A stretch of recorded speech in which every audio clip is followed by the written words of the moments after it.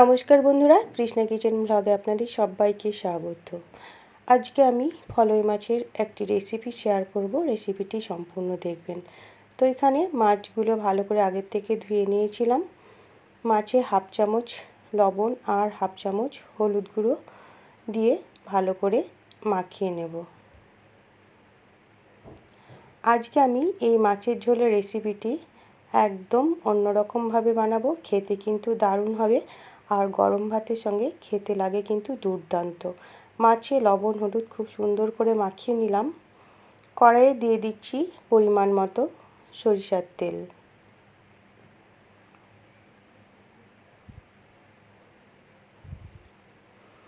তেল ভালো করে কড়াইয়ের চারিদিকে ছড়িয়ে দিলাম। তেল গরম হয়ে গেছে। এবার মাছগুলো একটা একটা করে তেলে দিয়ে দিচ্ছি।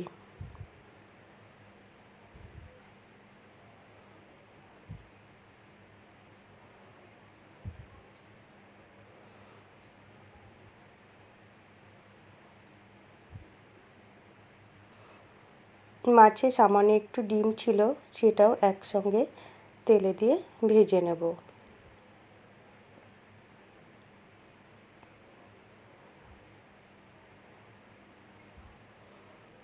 মাছগুলো একদিক সুন্দর ভাজা হয়ে গেছে, অপর দিক উল্টে দিচ্ছি।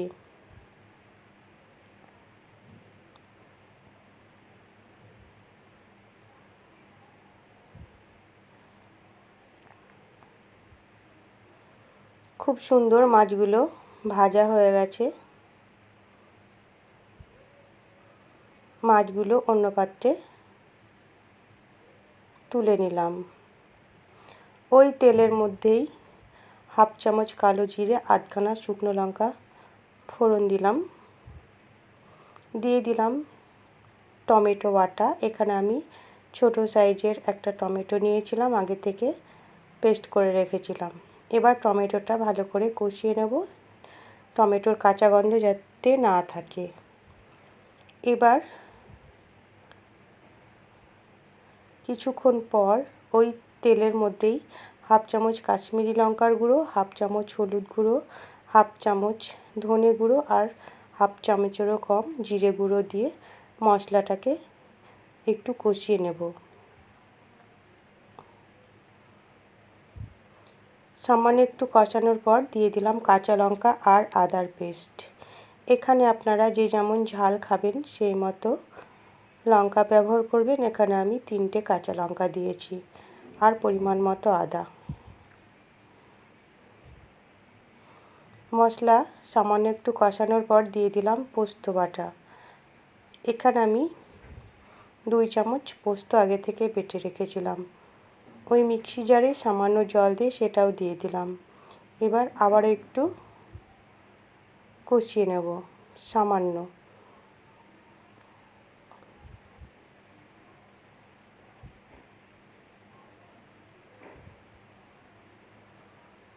একটু ঝোল ফুটে উঠলেই দিয়ে দেব পরিমাণ মতো জল।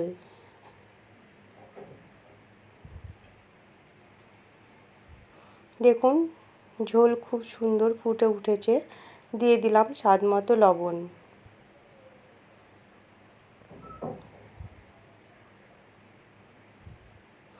এই রেসিপিটি বানানো কিন্তু খুবই সোজা আর খেতে কিন্তু দারুণ লাগে।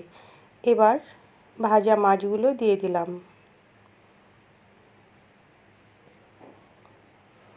আর ফলই মাছের স্বাদ কিন্তু অসাধারণ। একটু কাটা বেশি কিন্তু খেতে দারুণ লাগে।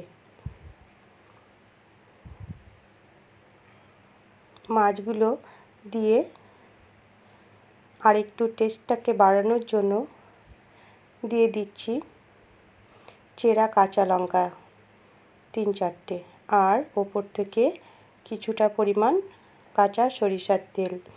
এবার আরেকটু ফুটিয়ে নেব। যেহেতু পোস্ত দিলাম তো কাঁচা সরিষার তেল আর কাঁচা লঙ্কা দিলে টেস্টটা কিন্তু দারুণ হয়। তো কিছুক্ষণ ফুটিয়ে নিয়েছি, মাছের ঝোল তৈরি হয়ে গেছে। এবার নামিয়ে অন্য পাত্রে সার্ভ করে দেব। তাহলে রেসিপিটি ভালো লাগলে লাইক শেয়ার কমেন্ট করবেন আর আমার চ্যানেলে নতুন বন্ধু হয়ে থাকলে সাবস্ক্রাইব করে পাশে থাকবেন।